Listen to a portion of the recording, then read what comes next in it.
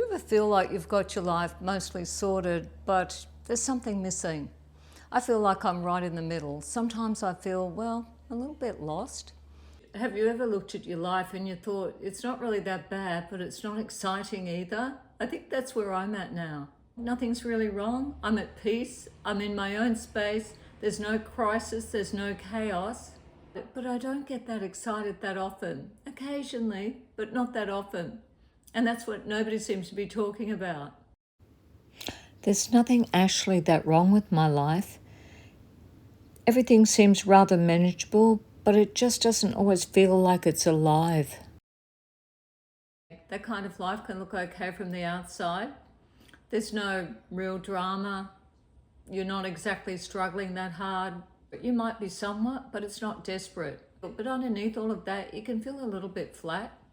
One of the problems with feeling that way is you can't exactly go out and reinvent everything.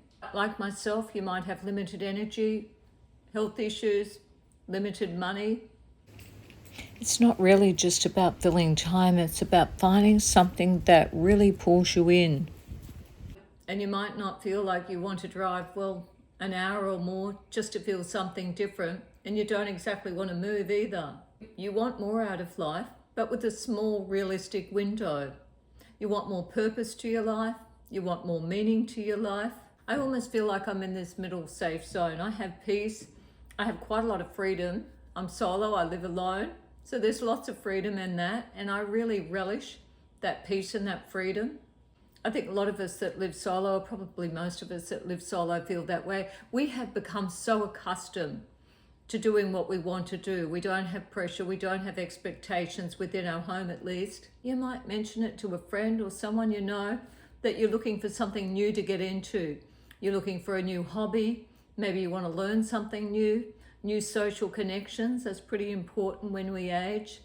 And I think a lot of us feel at times that we probably need to expand our social connections. For one reason or another, we felt like that social part of our life has shrunk, and for some of us it feels like it's shrunk just a little bit too much, and we want more. We want more interaction with people. When you open up and share this, most people suggest, well, just get out there, try something new. Why don't you take up this, take up that, join this club, join that club, join a group. There's a group for this, there's a group for that. And that sounds helpful and sensible enough till you stop and think about it.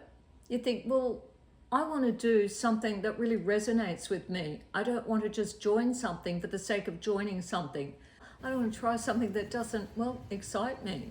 And then there's your energy. How much energy have you got for these new interests? And where are they? Are they too far away? Are they close to where you live? And then there's the cost of them. The cost of courses and classes, well, they've gone up in the last couple of years. And petrol, we know, has gone up as well. So traveling costs add to all of that if you have to travel. It's not that your life is bad, it's just that it's not quite as fulfilling as you'd like it to be. What you're looking for probably doesn't require a big change, but the life you're living doesn't seem quite enough. There seems like there's something missing, there's a gap. And what I'm trying to figure out is, how do I add something new into my life? And I don't mean a big major change, but how do I add something new into my life that accommodates for my particular needs and also is the thing that I actually want to do, the thing that I have an interest in doing.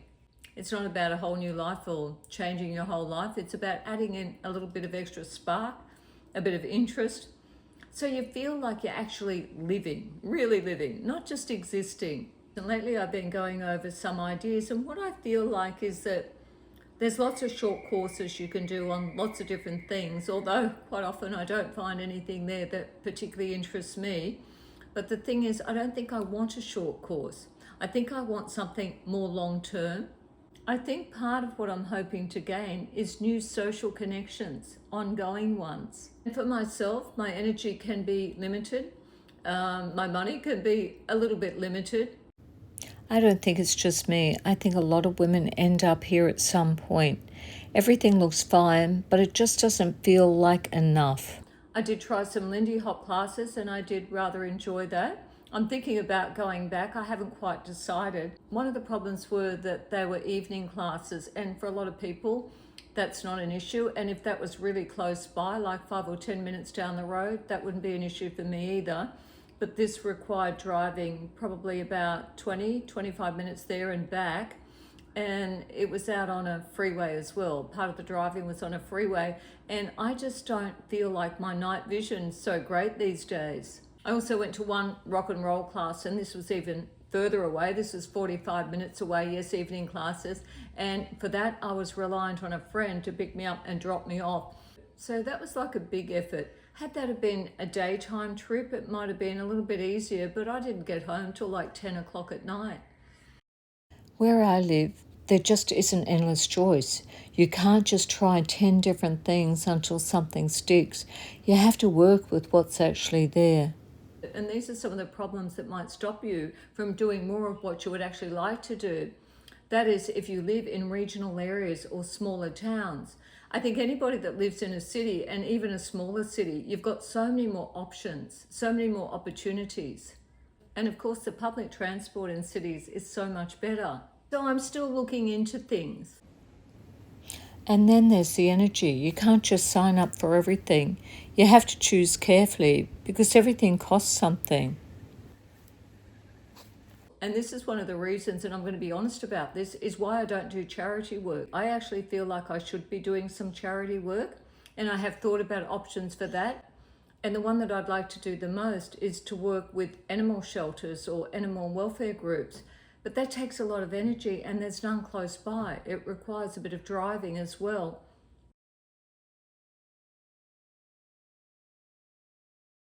I feel guilty that I'm not volunteering my time. If it was more easy for me, I would, a little bit, but I don't want to make it my whole life.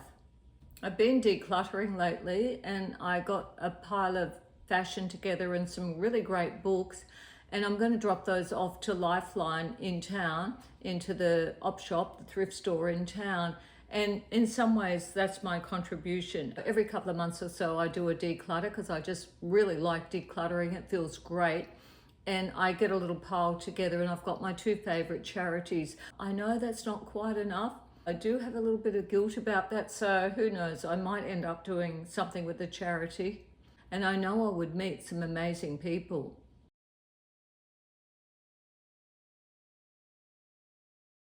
I was a small businesswoman for a very long time, and so part of me, actually a big part of me, still feels entrepreneurial. So I'm often looking for side hustles because they actually really excite me. If anything really excites me, it's business. But being retired on a very tight, limited income, you've got to be sensible, you've got to be careful. So that's where I'm at lately. I don't know about you guys. I'm sure that some people can relate to what I'm talking about.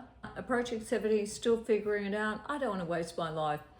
This is not a dress rehearsal, as we always hear people say. Everyone's got different feelings about whether they want to be productive or not productive at all, or somewhat. I quite like being productive. I like that idea. I don't want too much responsibility because that would cause pressure. And for myself, I have YouTube as a hobby. I actually have another channel. I have two channels. I have a fashion channel and this Michelle Unfiltered, which I only started a few months ago. And I would very much like to grow this channel because this excites me. Doing this actually does excite me, but it's a solo hobby. And I'm looking for hobbies I can share with other people or interests I can share with other people. I also dabble a little bit in photography, but once again, I do that by myself.